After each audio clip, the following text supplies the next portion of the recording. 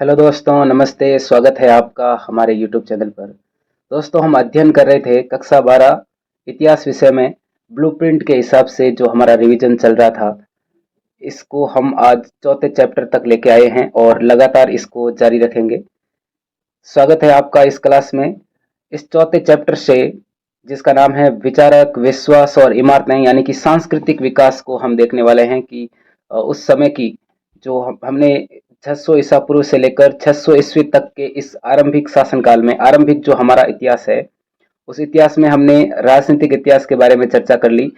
अब हम सांस्कृतिक विकास को जो है देखने वाले हैं कि किस प्रकार की जो इमारतें हैं वो बनी और कौन कौन सी इमारतें बची है, कौन कौन सी इमारतें नष्ट हो गई, उनके बारे में चर्चा करने वाले हैं। इस चैप्टर से टोटल 7 नंबर के जो है 7 नंबर का है ये चैप्टर, और इसमें से 4 क्वेश्चन आने वाले हैं, जिसमें से 2-2 नंबर के 3 प्रश्न यानी अति लघुत्रात्मक जो प्रश्न है वो 3 आने वाले हैं। साथ ही 1 नंबर का आपके रिक्त स्थान यानी खाली जगह वाला प्रश्न भी आने वाला है। यानी कि इस चैप्टर से 7 नंबर पक्के समझिए।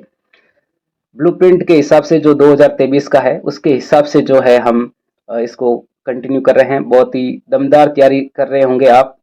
तैयारी इस बार जो जीत की तैयारी है, इसको हम जो है लगातार कंटिन्यू करते हैं। ये जो चैप्टर है विचारक, विश्वास और इमारतें, ये बेसिकली स्तूप, इसका जो मुख्य केंद्र बिंदु है इस चैप्टर का वो है स्तूप। तो सबसे पहले हम देखने वाले हैं सांची के स्तूप के बारे में। यानी सांची कहाँ पर है? सांची उस समय के भोपाल राज्य में स्थित था सांची, और भोपाल जो स्थान है वो वर्तमान में मध्य प्रदेश जो है, मध्य प्रदेश की राजधानी है भोपाल। मध्य प्रदेश की राजधानी भोपाल। यहाँ आपको एक चित्र दिख रहा होगा शाहजहां बेगम का। ये उस समय जो है शाहजहां बेगम जो थी वो सांची की, भोपाल राज्य की जो है बेगम हुआ करती थी, शाहजहां बेगम। सांची 19वीं सदी की बात है ये, और इसका जो शासनकाल था ये था आपके 1868 से लेकर 1901 तक।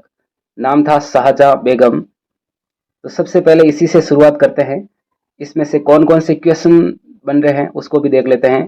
भोपाल जो स्थित है, क्योंकि इसमें से वस्तुनिष्ठ प्रश्न नहीं आने वाले हैं, सिर्फ रिक्त स्थान वाले क्वेश्चन आने वाले हैं। तो रिक्त स्थान के क्वेश्चन, साथ ही 3 जो प्रश्न आने वाले हैं इस चैप्टर से लघुत्रात्मक प्रश्न, यानी कि जिसमें 50 शब्द लिखने होते हैं, वो क्वेश्चन। भोपाल जो राज्य है ये कहाँ पर स्थित है?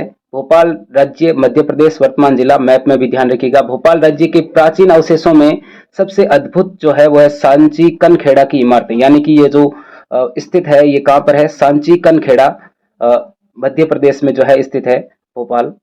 यहाँ की जो भोपाल की प्रसिद्ध जो इमारतें हैं, प्रसिद्ध जो प्राचीन अवशेष हैं, वो प्रसिद्ध इमारतें कौन सी है? अद्भुत सांची कनखेड़ा की इमारतें, यानी कि सांची का जो स्तूप है उसकी बात कर रहे हैं।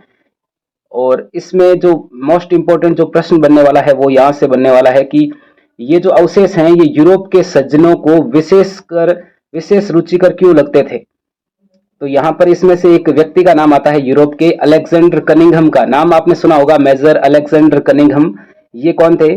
तो 1861 में जब भारतीय पुरातात्विक सर्वेक्षण विभाग की स्थापना हुई थी, उस समय ये जो है इस विभाग के प्रथम महानिदेशक यानी डायरेक्टर जनरल थे। ये यूरोप के थे, और इन्होंने जो है इस इलाकों, ये जो सांची स्तूप है, यहाँ के इलाकों की जो है इसने क्या की थी, कई हफ्तों तक रुककर इन अवशेषों का निरीक्षण किया और इसके चित्र भी बनाए। यानी इसको बहुत ज्यादा रुचि थी इसमें, इसके चित्र बनाए और वहां के अभिलेखों को पढ़ा और गुबंद नुमा ढांचे की जो है बीचों बीच खुदाई की। उन्होंने इस खोज के निष्कर्षों को एक अपनी पुस्तक में भी जो है लिखा है। यहाँ से एक रिक्त स्थान वाला क्वेश्चन तैयार कर लीजिएगा। हालांकि हम अभी देखने वाले हैं कौन कौन से क्वेश्चन आने वाले हैं। लगभग 150 प्रश्न जो हैं हम आपके सामने लेकर आए हैं। भोपाल की जो नवाब थी शाहजहां बेगम, इसकी आत्मकथा कौन सी है? ऐसा रिक्त स्थान में आए तो आत्मकथा का नाम ध्यान रखिएगा, ताजुल इकबाल तारीख।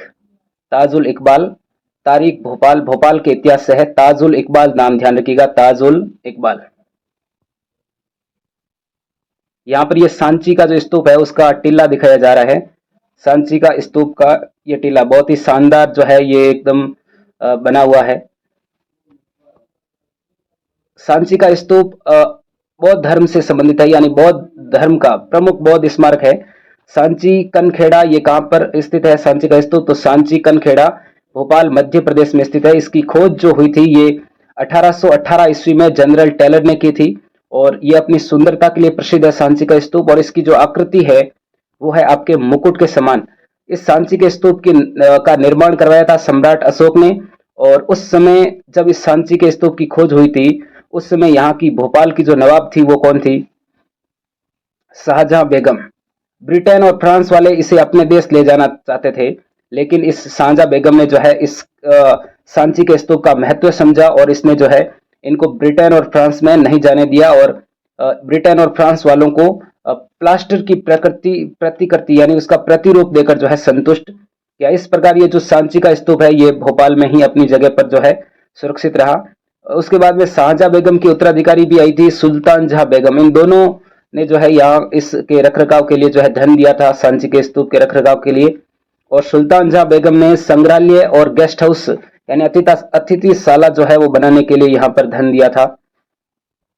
तो ये भी क्वेश्चन बन जाता है कि भोपाल के जो दो नवाब थे शाहजहां बेगम और सुल्तान जहां बेगम, इन दोनों ने जो है इसके रखरखाव के लिए धन दिया, यानी किन किन ने जो है इसके रखरखाव के लिए धन दिया और इसके लिए जो है अनुदान वगैरह दिया, तो इन दोनों का नाम ध्यान रखिएगा। इन ग्रंथों के प्रकाशन में यहाँ पर एक गेस्ट हाउस में आपको पता है जॉन मार्शल ने सांची पर ग्रंथ लिखे और सांची स्तूप पर ग्रंथ लिखे और सुल्तान शाहजहां को जहां सुल्तान जो है इनको भेंट किए। किसको? सुल्तान जहां को, सुल्तान जहां बेगम को भेंट किए। और इन ग्रंथों के प्रकाशन में सुल्तान जहां बेगम ने भी जो है अनुदान दिया था। और अब इस जगह के संरक्षण की जो जिम्मेदारी है वो भारतीय पुरातात्विक संरक्षण विभाग के पास में है। चलिए क्वेश्चन देख लेते हैं। सबसे पहले, कौन से राज्य के प्राचीन अवशेषों में सबसे अद्भुत जो है सांची कनखेड़ा की इमारतें हैं? तो सांची कनखेड़ा की इमारतें कौन से राज्य के प्राचीन अवशेष हैं? तो भोपाल राज्य के अवशेष हैं। इसके बाद में है भोपाल की नवाब शाहजहां बेगम की आत्मकथा कौन सी है? अभी हमने बात की ताजुल इकबाल तारीख भोपाल। ये जो भोपाल का इतिहास है ये भोपाल की नवाब शाहजहां बेगम की आत्मकथा है। फ्रांसीसियों ने सबसे अच्छी हालत में बचे सांची के पूर्वी तोरण द्वार को फ्रांस के संग्रहालय में प्रदर्शित करने के लिए जो है फ्रांस ले जाने की जो इजाजत है वो सांची के स्तूप को शाहजहां आपके वहां फ्रांस में ले जाने के लिए किससे अनुमति मांगी थी? तो शाहजहां बेगम से जो है अनुमति मांगी थी। किसने जो है सांची पर लिखे अपने महत्वपूर्ण ग्रंथों को सुल्तान जहां को समर्पित किया? तो जॉन मार्शल ने जो है ये ग्रंथ लिखे थे और बाद में सुल्तान जहां को समर्पित किया था। कुछ लघुतरात्मक प्रश्न देख लेते हैं कि सांची का स्तूप यूरोप के लोगों को विशेषकर जो है रुचिकर क्यों लगते थे, विशेष रुचिकर क्यों लगते थे? और सांची का जो पूर्वी तोरण द्वार है ये भोपाल राज्य से बाहर जाने से कैसे बचा रहा? और भोपाल के शासकों ने सांची स्तूप के संरक्षण के लिए क्या क्या उपाय किए?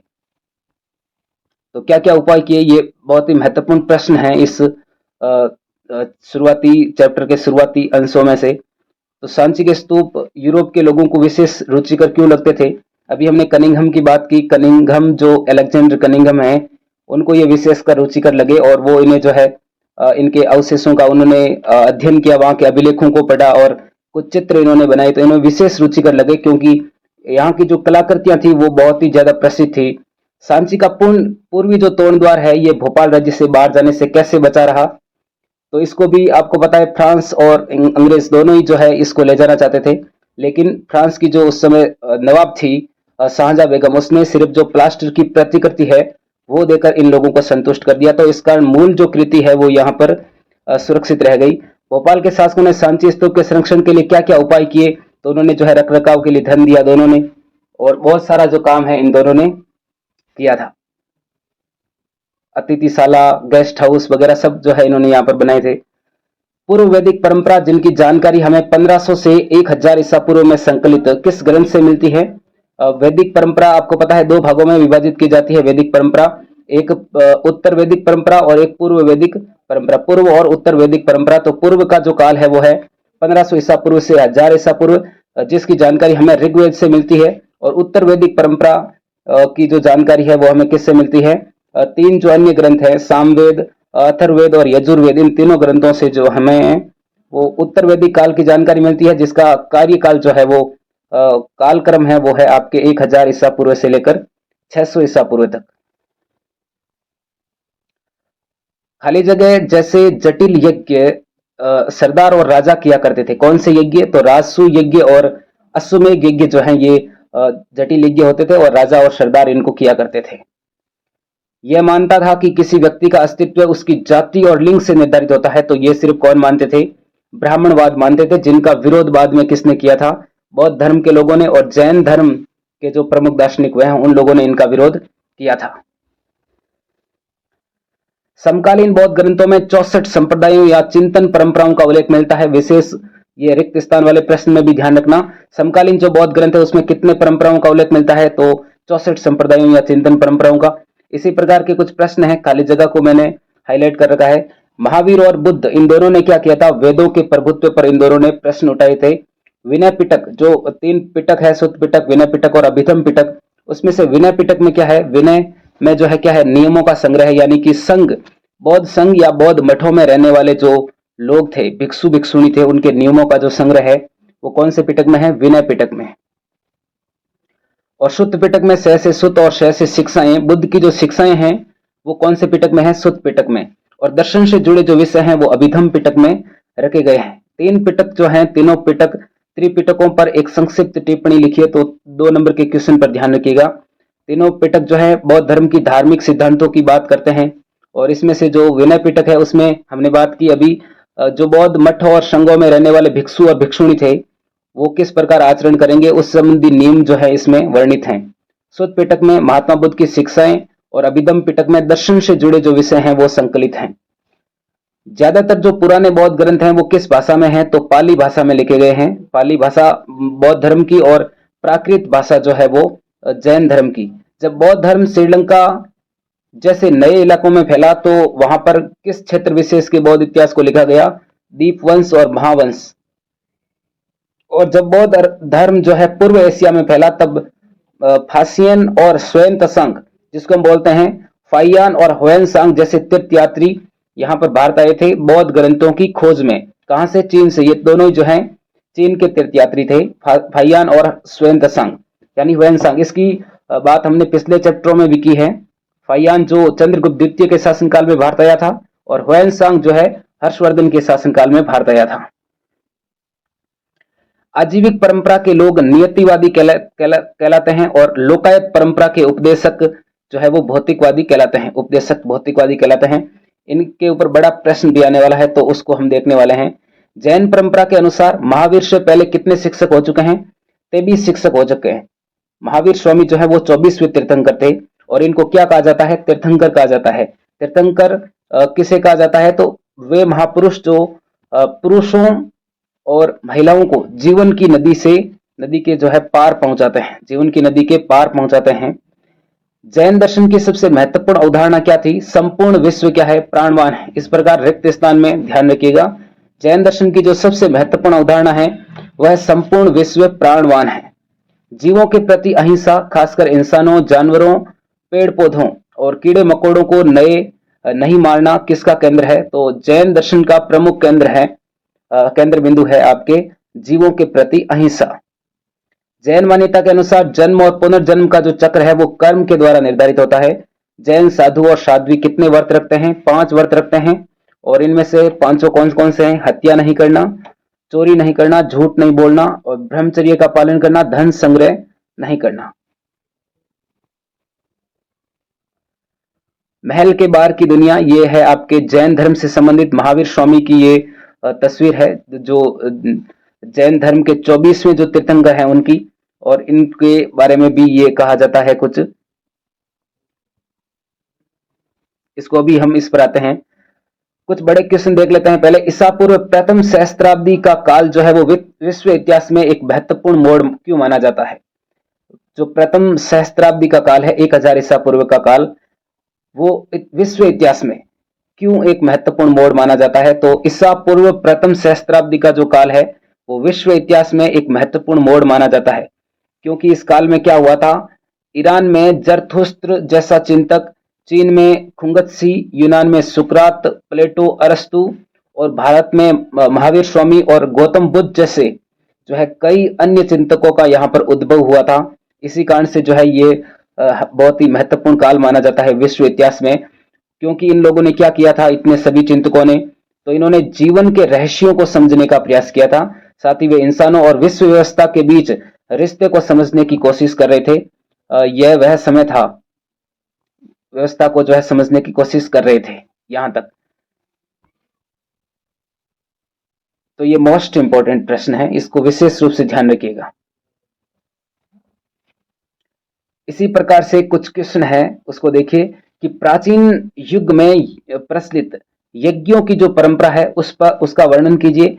और प्राचीन काल में यज्ञ क्यों किए जाते थे, प्राचीन काल में यज्ञ कौन लोग करते थे, और यज्ञ करते समय कौन कौन से देवताओं की स्तुतियां गाई जाती है। लघुतरात्मक प्रश्न में इन चारों के उत्तर जो है वो किस प्रकार होंगे। तो इसमें से आप देखिए कि जो 2.1 का आपके है इस पुस्तक का ही भाग है, चिंतन, धार्मिक विश्वास और व्यवहार की कई धारणाएं प्राचीन युग से ही चली आ रही थी। पूर्व वैदिक परंपरा जिसकी जानकारी अभी हमने देखी 1500 से लेकर के 1000 ईसा पूर्व तक जो है संकलित ऋग्वेद में मिलती है इसकी जानकारी पूर्व वैदिक परंपरा की। वैसी एक प्राचीन परंपरा थी जो चिंतन और धार्मिक विश्वास जो प्राचीन युग से चली आ रही धारणाएं हैं वैसी ही ये ऋग्वेद में जो है इसमें संकलित है। ऋग्वेद में जो प्रमुख देवता हैं वो है अग्नि, इंद्र और सोम। इन देवताओं की जो है यज्ञ के समय स्तुति की जाती थी। यज्ञ करते समय कौन से देवताओं की, अग्नि, इंद्र और सोम। और यज्ञों के समय इन देवताओं के जो स्रोत थे उनका उच्चारण किया जाता था। और लोग क्या कामना करते थे, क्यों करते थे यज्ञ, क्योंकि लोग जो है मवेशी, बेटे, स्वास्थ्य, लंबी आयु के लिए जो है वहां पर यज्ञ करते समय प्रार्थनाएं करते थे। और शुरू शुरू में यज्ञ सामूहिक रूप से किए जाते थे, लेकिन बाद में 1000 ईसा पूर्व से 500 ईसा पूर्व के बीच में जब इस काल में आपके सामवेद, अथर्ववेद, यजुर्वेद जैसे जो अन्य वेद हैं उनकी रचना हो गई थी, तो ये यज्ञ घरों के मालिकों द्वारा भी किए जाते थे। और राजसूय और अश्वमेध जैसे जो जटिल यज्ञ हैं ये सरदार और राजा किया करते थे। इसके अनुष्ठान के लिए जो है किस पर निर्भर रहना पड़ता था, तो ब्राह्मण पुरोहितों पर जो है निर्भर रहना पड़ता था। ये भी छोटे प्रश्न के रूप में ध्यान रखना, भाई किस पर निर्भर रहते थे, अनुष्ठान कौन करवाते थे ये यज्ञ अनुष्ठान, तो ब्राह्मण पुरोहित। इस प्रकार चारों प्रश्नों के जो जवाब हैं वो आपको इसमें मिल गए होंगे। नियतिवादी और भौतिकवादी कौन थे। सुत पिटक जो अभी हमने बात की, बौद्ध धर्म के जो 3 पिटक हैं इसमें इसका जो वर्णन है वो किया गया है। नियतिवादी कौन होते हैं, नियतिवादी जो मानते हैं कि ये सब क्या है, सब नियत है, पहले से ही निश्चित है, नियत है। यानी कि इसको समझिए कि बुद्धिमान लोग ये विश्वास करते हैं कि इस सद्गुण से, इस तपस्या से, इस कर्म से मैं प्राप्ति करूंगा। मूर्ख उन्हीं कार्यों को करके धीरे धीरे कर्म जो है धीरे धीरे कर्म मुक्ति की उम्मीद करेगा। दोनों में से कोई कुछ नहीं कर सकता। सुख और दुख मानव पूर्व निर्धारित मात्रा में माप कर दिए गए हैं, इसे संसार में बदला नहीं जा सकता। यानी ये पहले से ही नियत जो है संसार में क्या है, निश्चित है, नियत है कि दुख और सुख जो है हमें बराबर दिए गए हैं। ऐसा नियतिवादी जो लोग हैं वो मानते हैं। इन दुखों को जो है घटाया या बढ़ाया नहीं जा सकता। जैसे धागे का जो गोला है वो फेंक देने पर लुढ़कते लुढ़कते अपनी जो है पूरी वो लंबाई जो है वो तय कर लेगा, पूरी मतलब लंबाई तक खुल जाता है। कोई भी धागे का ये ऐसे हम इसको ये करेंगे, यहां से ऐसे ऐसे फेंकेंगे तो पूरा एकदम खुल जाएगा, पूरा जो गोड़ा है वो एकदम खुल जाएगा। तो ये कौन, उसी तरह मूर्ख और विद्वान दोनों ही जो है पूर्व निर्धारित रास्ते से होते हुए दुखों का निदान करेंगे। तो नियतिवादी मानते हैं कि कोई जो जो भी है सब पहले से नियत है, यानी भगवान ने बनाया है, सब कुछ पहले से निर्धारित है। और इनके जो प्रमुख जो नियतिवादी हैं वो हैं मखलीपुत्र गोसाल। उसी प्रकार से हैं आपके भौतिकवादी। ये क्या मानते हैं, भौतिकवादियों के जो प्रमुख दार्शनिक हुए हैं वो है अजीत केस कम्बलिन। इन्होंने क्या कहा है कि भौतिकवादी यानी सब कुछ नष्ट होने जैसा है, कि ये आप जो दान, राजा को कहा है कि दान, यज्ञ और चढ़ावा जैसी कोई चीज नहीं होती, इस दुनिया या दूसरी दुनिया जैसी कोई चीज नहीं होती, यानी कुछ भी नहीं होता। मनुष्य 4 तत्वों से मिलकर बना है, मिट्टी, पृथ्वी, जल, आग और वायु। मिट्टी वाला जो अंश है वो पृथ्वी, पृथ्वी, जल, आग और वायु, और अंत में जो है सारा मनुष्य वो है अंतरिक्ष में मिल जाता है। दान देने की बातें तो ये मूर्खों का सिद्धांत है, ऐसा कौन कहते हैं, तो ऐसा कहते हैं आपके भौतिकवादी। खोखला झूठ है, मूर्ख हो या विद्वान दोनों ही कटकर क्या हो जाते हैं, नष्ट हो जाते हैं, और मृत्यु के बाद कोई नहीं बचता। और जो अभी हमने पहले देखा था, जो आजीविक परंपरा के थे, पहले वाले जो उपदेशक थे वो कौन थे? आजीविक परंपरा, जिसके जो प्रमुख उपदेशक थे, आजीविक परंपरा के जो संस्थापक थे वो कौन थे? आपके मकलीपुत कौसाल।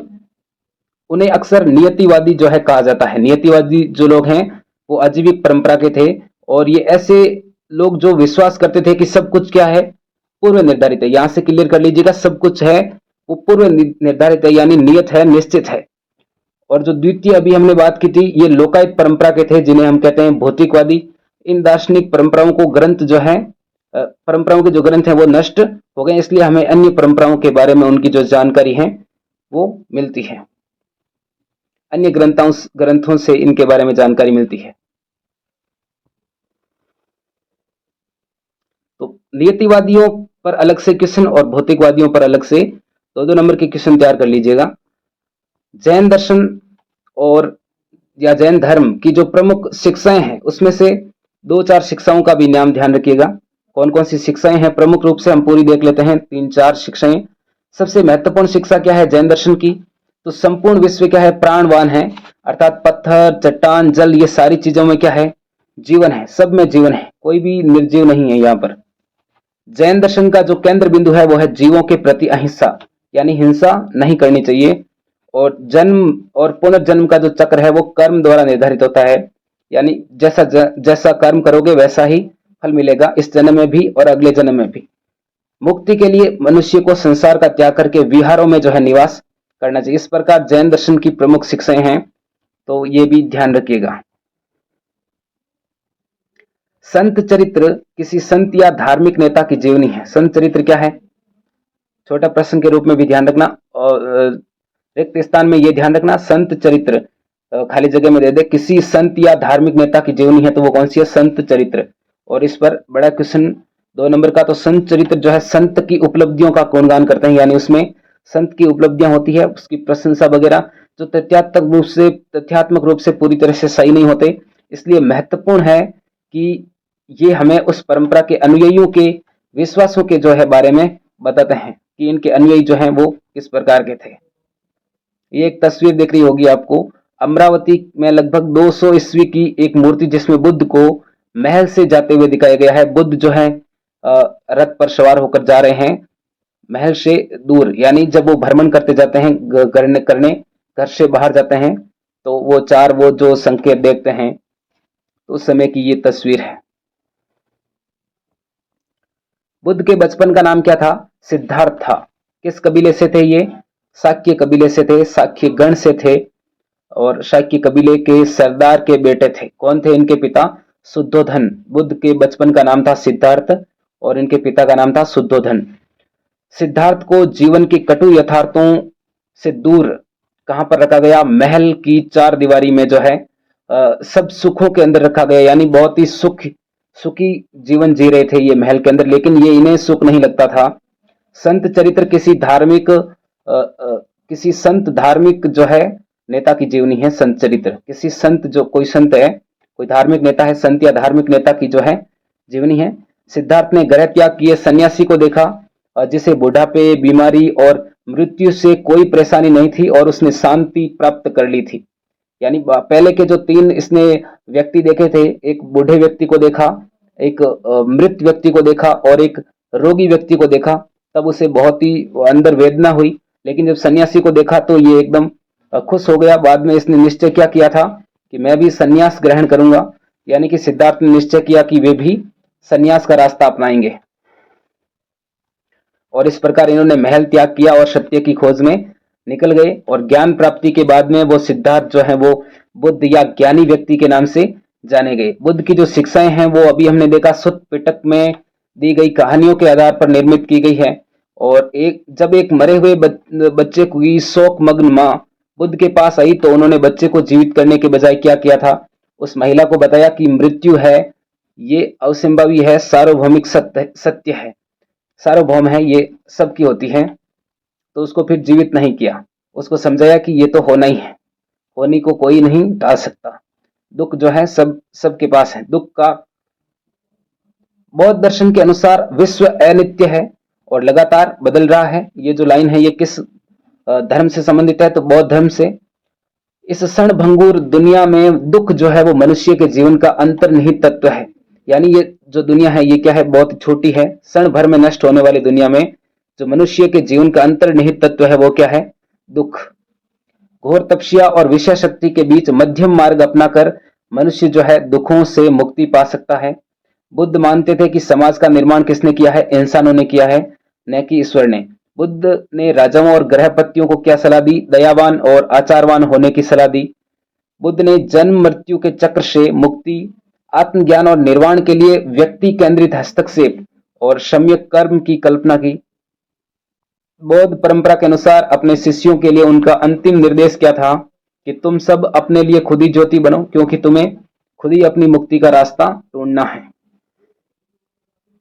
धीरे धीरे बुद्ध के शिष्यों का दल तैयार हो गया, इसलिए उन्होंने किसकी स्थापना की, संघ की स्थापना की। शुरू शुरू में सिर्फ पुरुष ही संघ में सम्मिलित हो सकते थे, लेकिन बाद में महिलाओं को भी अनुमति मिली। बौद्ध ग्रंथों के अनुसार बुद्ध का जो प्रिय शिष्य था वो कौन था, आनंद। इस आनंद ने जो है बुद्ध को समझाया, फिर महिलाओं को संघ में आने की अनुमति प्राप्त की इसने। और बुद्ध के जो प्रमुख शिष्य वो हो गए आनंद। और संघ में आने वाली जो पहली भिक्षुणी थी वो कौन थी, बुद्ध की उपमाता महाप्रजापति गौतमी। कई स्त्रियां जो संघ में आई वो क्या कहलाई, धम्म की उपदेशिकाएं। और संघ में आने वाली ये ऐसी महिलाएं जिन्होंने निर्वाण प्राप्त कर लिया हो वो क्या कहलाती हैं, थेरी। एक बार संघ में आ जाने पर सभी को बराबर माना जाता था, यहां तक ये ध्यान रखिए। एक बार संघ में आ जाने पर सभी को बराबर माना जाता था, क्योंकि भिक्खु और भिक्खुणी बनने पर उन्हें अपनी पुरानी जो पहचान है उसको त्याग देना पड़ता था। संघ की संचालन पद्धति गणों और संघों की परंपरा पर आधारित थी। गण और संघों की परंपरा पर आधारित थी, यानी संघ और गण जैसे शाक्य गण का जो समूह था, बुद्ध जिससे रिलेटेड थे शाक्य गण से। जिस प्रकार शाक्य कबीले के सरदार कौन थे, बुद्ध के पिता। और संघ जैसे आपके महावीर स्वामी हैं, ये वज्जी संघ से संबंधित थे। इस प्रकार ये जो संघ था बौद्ध संघ, ये भी इसी पद्धति पर जो है आधारित है। इसका संचालन भी गणों और संघों की परंपरा पर ही होता था, यानी जिस प्रकार गणों और संघों में राज होता था उसी प्रकार संघ का संचालन भी किया जाता था। स्वदाह के बाद, सौदाह के बाद शरीर के कुछ अवशेष टीलों पर सुरक्षित रख दिए जाते थे और अंतिम संस्कार से जुड़े ये टीले जो है किसके रूप में जाने गए, बाद में चैत्य के रूप में जाने गए। सिद्धार्थ का जो जन्म है वो कहां पर हुआ था, लुम्बिनी। ज्ञान प्राप्ति बोध गया, और उपदेश जो दिया था, पहला उपदेश वो कहां पर दिया था, सारनाथ में। और कुशीनगर में निर्वाण यानी कि मृत्यु, निर्वाण जो है वो प्राप्त किया कुशीनगर में। चारों प्रमुख जो स्थल हैं बुद्ध से संबंधित वो ध्यान रखिएगा। और बुद्ध के समय से लगभग 200 वर्षों बाद अशोक ने, सम्राट जो अशोक है मौर्य सम्राट, उसने लुम्बिनी की अपनी यात्रा की याद में वहां पर एक स्तंभ जो है वो बनवाया था। ऐसी कई जगह जिन्हें पवित्र माना जाता था, उन जगहों पर बुद्ध से जुड़े हैं कुछ अवशेष, जैसे बुद्ध की अस्थियां हैं, या बुद्ध ने अपने जीवन में कोई प्रयुक्त सामान प्रयुक्त किया है तो उनको टीलों में जो है गाड़ दिया जाता था। इन्हीं टीलों को क्या कहा जाता था, स्तूप कहा जाता था। बुद्ध की प्रमुख शिक्षाएं कौन कौन सी थी, तो यह दुनिया जो है वो अनित्य है, यानी परिवर्तनशील है और लगातार बदल रही है। ये आत्मा विहीन है, क्योंकि इसमें कुछ भी स्थायी नहीं है। दुनिया में दुख ही दुख है, जिसका कारण लाभ और लालच है। घोर तपस्या और विषय शक्ति के बीच मध्य मार्ग अपनाकर मनुष्य जो है वो दुखों से मुक्ति पा सकता है। और इनका मानना था कि समाज का जो निर्माण है वो मनुष्यों ने किया है, न कि ईश्वर ने, और व्यक्तिगत प्रयासों से सामाजिक वातावरण को जो है बदला जा सकता है। इन्होंने जन्म मृत्यु के चक्र से मुक्ति, आत्मज्ञान और निर्वाण के लिए ध्यान और सम्यक कर्म की बात कही। बुद्ध के अनुसार निर्वाण का अर्थ था अहम और इच्छा का खत्म हो जाना। अपने शिष्यों के लिए अंतिम निर्देश क्या था कि तुम सब अपने लिए खुद ही ज्योति बनो, क्योंकि तुम्हें खुद ही अपनी मुक्ति का रास्ता ढूंढना है। सातों के सातों याद नहीं करने हैं। इसमें से जो अति लघुतरात्मक जो प्रश्न है उसमें से 3 विशेषकर ध्यान रखिएगा, कोई भी 3, और पूरा ध्यान रखोगे तो छोटे जो प्रश्न है उसमें आसानी रहेगी होने में। बौद्ध धर्म के तेजी से प्रसार होने के प्रमुख क्या कारण थे, उसमें से भी 2-3 ध्यान रखिएगा, क्योंकि लघुतरात्मक प्रश्न में जो है 50 शब्द में लिखना होता है। तो लोग समकालीन धार्मिक परंपराओं से क्या थे, असंतुष्ट थे, यानी कि वेदों की जो वेदों में जो लिखा था उससे क्या थे, उन धार्मिक परंपराओं से असंतुष्ट थे। और उस समय तेजी से सामाजिक बदलाव भी हो रहे थे, तो लोग क्या थे, उलझन में थे। और बौद्ध धर्म ने जन्म पर आधारित जो वर्ण व्यवस्था थी, जन्म आधारित, उसका विरोध किया था और समाज की समानता पर जोर दिया था। तो लोग जो है, बौद्ध धर्म जो है तेजी से प्रसारित हुआ। बौद्ध धर्म में अच्छे आचरण और मूल्यों को महत्व दिया गया। इसमें इससे जो है महिला और पुरुष जो है वो इस धर्म की ओर आकर्षित हुए। बौद्ध धर्म ने कमजोर लोगों के प्रति दया और मित्रता के भाव को जो है महत्व दिया। और लोगों की जो भाषा थी, आमजन की भाषा पाली, इस भाषा में उपदेश दिया गया और मध्यम मार्ग का रास्ता अपनाया गया। इसी कारण से जो है बौद्ध धर्म का तेजी से प्रसार हुआ। प्रमुख 3-4 पॉइंट ध्यान रखिएगा। स्तूप बनाने की जो परंपरा है वो बुद्ध से पहले की रही होगी, लेकिन वह किस धर्म से जुड़ गई, बौद्ध धर्म से जुड़ गई। स्तूप को बुद्ध और बौद्ध धर्म के प्रतीक के रूप में प्रतिष्ठा मिली, यानी कि स्तूप को बौद्ध धर्म का जो है प्रतीक माना जाता है। एक ग्रंथ है अशोकावदान। अशोकावदान बौद्ध ग्रंथ है। इसमें लिखा है कि अशोक ने बुद्ध के अवशेषों के हिस्से हर महत्वपूर्ण शहर में बांटकर उन पर स्तूप बनाने का आदेश दिया था। क्या बनाने का, स्तूप बनाने का आदेश। और कौन से ग्रंथ में है, अशोकावदान ग्रंथ। अशोक सम्राट है अशोक। सांची के एक तोरण द्वार का हिस्सा हाथी दांत का काम करने वाली जो श्रेणी थी शिल्पकारों की, उसने उसके दान से जो है ये सांची का एक तोरण द्वार बनाया गया था। स्तूप जो है ये संस्कृत भाषा का शब्द है और जिसका अर्थ क्या होता है, टीला। स्तूप संस्कृत भाषा का शब्द है जिसका अर्थ होता है टीला। किस भाषा का है, संस्कृत भाषा का।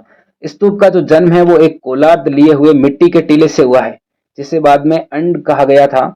और इसके ऊपर एक हर्मिका होती थी और यह छज्जे जैसा छजा जो है, हर्मिका, हर्मिका को देवताओं के घर का प्रतीक माना जाता है। हर्मिका को क्या माना जाता है, देवताओं के घर का प्रतीक।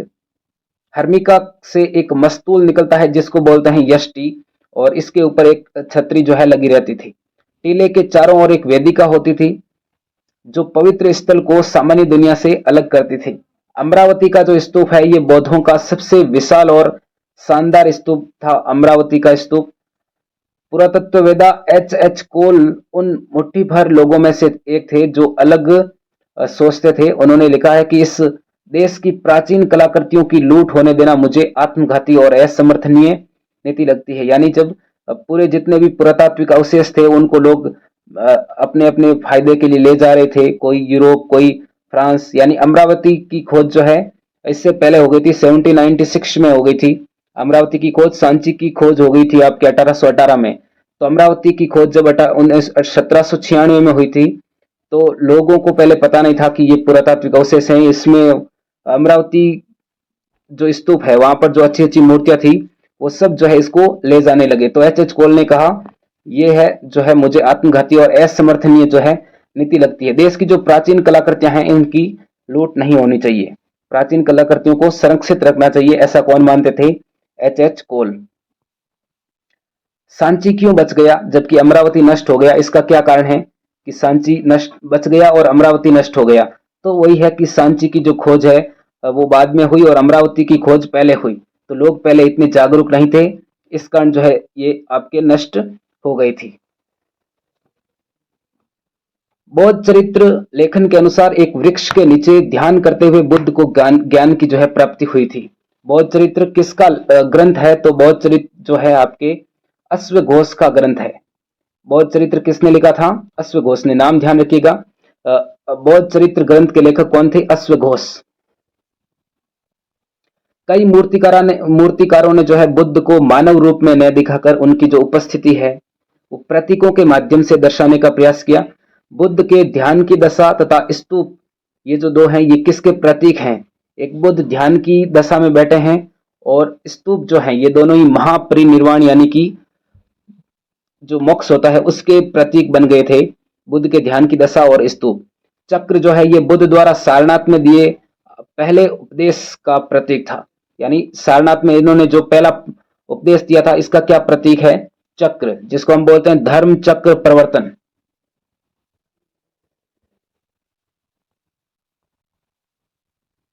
धर्म चक्र प्रवर्तन यानी सारनाथ में जो पहला उपदेश दिया था उसका प्रतीक है चक्र, धर्म चक्र प्रवर्तन।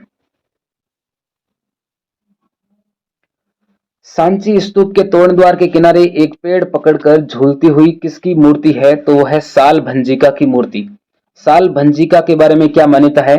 लोक परंपरा में यह माना जाता है कि इस स्त्री द्वारा छुए जाने से वृक्षों में फूल खिल उठते हैं और फल भी होने लगते हैं। ऐसा लगता है कि ये एक शुभ का प्रतीक माना जाता है, यानी साल भंजिका जो है ये शुभ का प्रतीक मानी जाती है, शुभ का प्रतीक।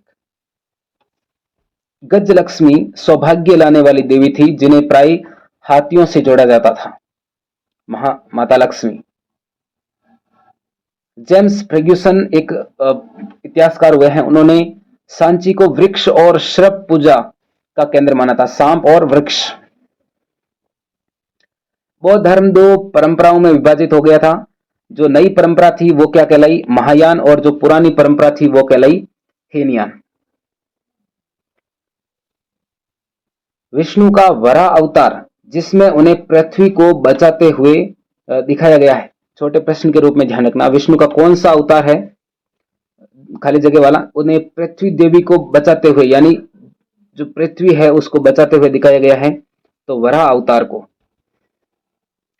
वह हिंदू परंपरा जिसमें विष्णु को सबसे महत्वपूर्ण देवता माना जाता है उसको वैष्णव परंपरा, और जिसमें शिव परमेश्वर है, शिव को महत्वपूर्ण माना जाता है, वो हो गई शैव परंपरा। भक्ति किसे कहते हैं? छोटे प्रश्न में, लघुत्तरात्मक प्रश्न में, वैष्णव और शैव परंपराओं में एक विशेष देवता की पूजा को खास महत्व दिया जाता है। इसमें यह भी लिख सकते हो, जैसे वैष्णव परंपरा में विष्णु भगवान को महत्वपूर्ण माना जाता है और शैव परंपरा में शिव जी को।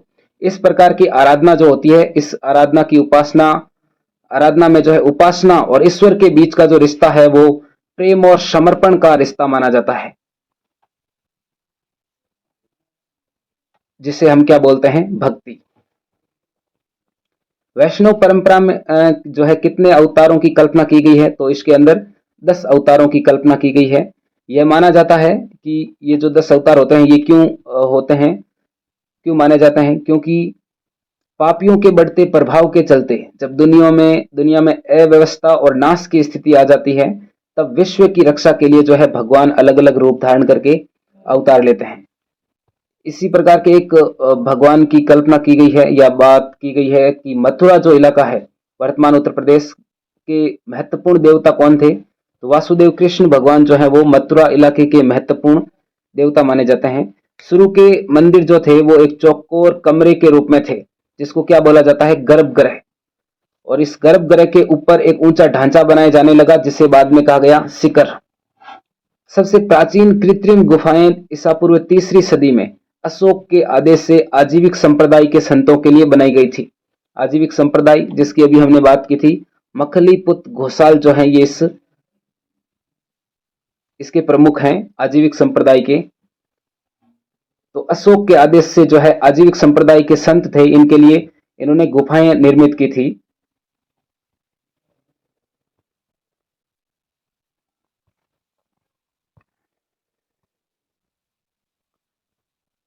भिक्षु और भिक्षुणियों के लिए नियम जो मिलते हैं वो किस में मिलते हैं? बौद्ध ग्रंथ का एक जो पिटक है विनय पिटक, इसमें मिलते हैं भिक्षु भिक्षुणियों के लिए नियम, यानी इनका जो जीवन होता था वो किस प्रकार का होता था भिक्षु और भिक्षुणियों का। इस पर एक छोटा प्रश्न जो है बनाइएगा, भिक्षु और भिक्षुणियों का जो जीवन था वो किस प्रकार का था, तो यहां पर ध्यान रखिएगा।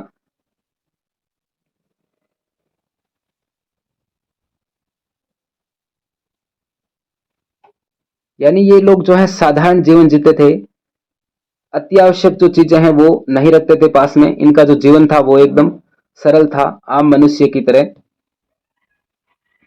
स्तूप क्यों बनाए जाते हैं?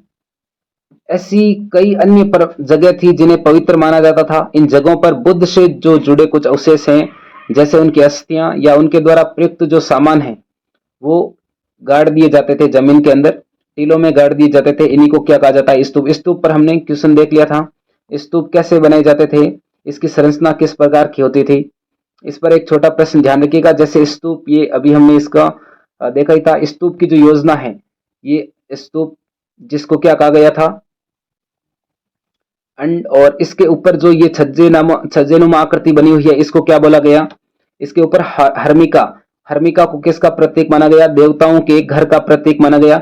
और इसके ऊपर एक मस्तूल निकलता था जिसको हमने बोला था यष्टि, और इसके ऊपर जो है एक छतरी लगी होती थी।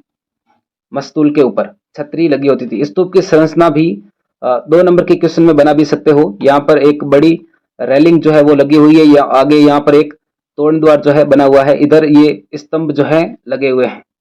ये अंदर की योजना है इस आपकी इस स्तूप के अंदर की महायोजना। यहाँ पर ये परिक्रमा के लिए इस तरह जाते थे और इधर ऐसे परिक्रमा करते हुए ऐसे बाहर आ जाते थे वापस। थेरी गाथा बौद्ध ग्रंथ जो है ये किसका हिस्सा है? थेरी गाथा अभी बात नहीं की थी हमने इधर। थेरी गाथा ये किसका भाग है? तो सुत्त पिटक का भाग है। सुत्त पिटक, जो 3 पिटक है उसमें से सुत्त पिटक का भाग है थेरी गाथा। कैलाशनाथ मंदिर महाराष्ट्र राज्य में स्थित है, और महावीर स्वामी के बचपन का नाम क्या था? वृद्धमान। और अभी हमने बात की थी गौतम बुद्ध जो हुए हैं उनके जो बचपन का नाम था वो क्या था? सिद्धार्थ उनके बचपन का नाम था। और भरूच, सांची तथा अमरावती, इन 3 स्थलों पर जो है महत्वपूर्ण स्तूप जो है वो बनाए गए थे।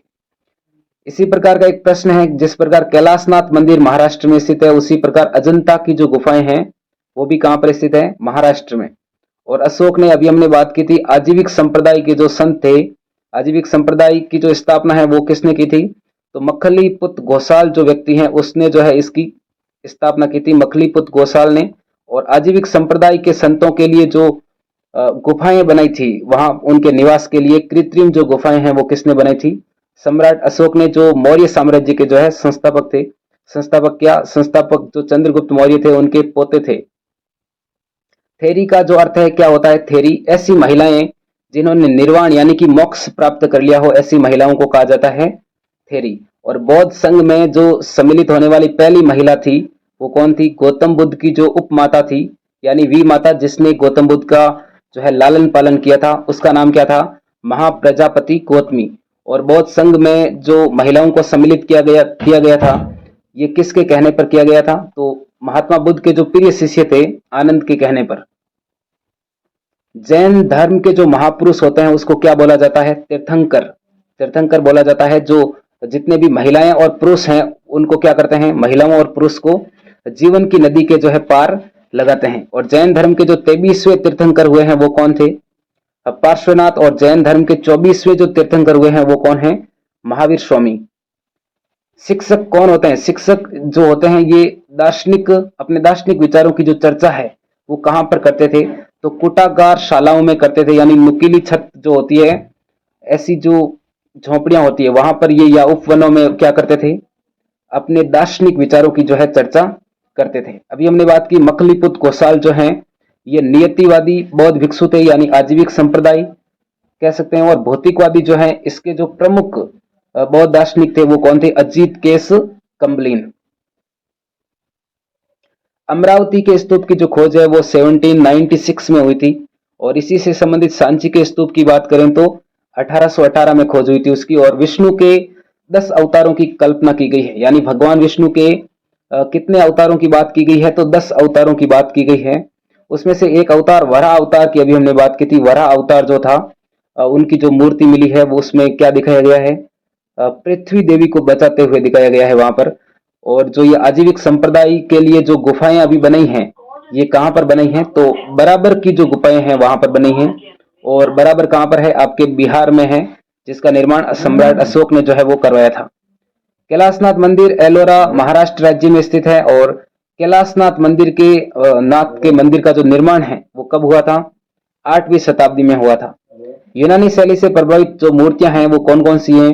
तक्षशिला और पेशावर से प्राप्त हुई थी यूनानी शैली से प्रभावित मूर्तियां। और बुद्ध द्वारा ग्रह त्याग के क्या क्या कारण रहे हैं उसको देख लेते हैं। तो नगर का भ्रमण करते हुए समय इन्होंने जो 4 प्रतीक देखे थे, एक वृद्ध व्यक्ति, एक रोगी, एक लाश, और अंत में जब सन्यासी को देखा तो ये वहां पर मुस्कुराए और उन्होंने देखा कि खूब है, इसके तो आनंद लगे हुए हैं, इसने शांति प्राप्त कर ली है। इसी को देखते हुए बुद्ध ने जो है ग्रह त्याग कर दिया था। लुम्बिनी और कुशीनगर नामक जो स्थान है इनका क्या महत्व है? तो लुम्बिनी में महात्मा बुद्ध का जन्म हुआ था और कुशीनगर में इनको निर्वाण की प्राप्ति हुई थी। और ये बौद्ध धर्म के जो है बहुत ही पवित्र स्थान है।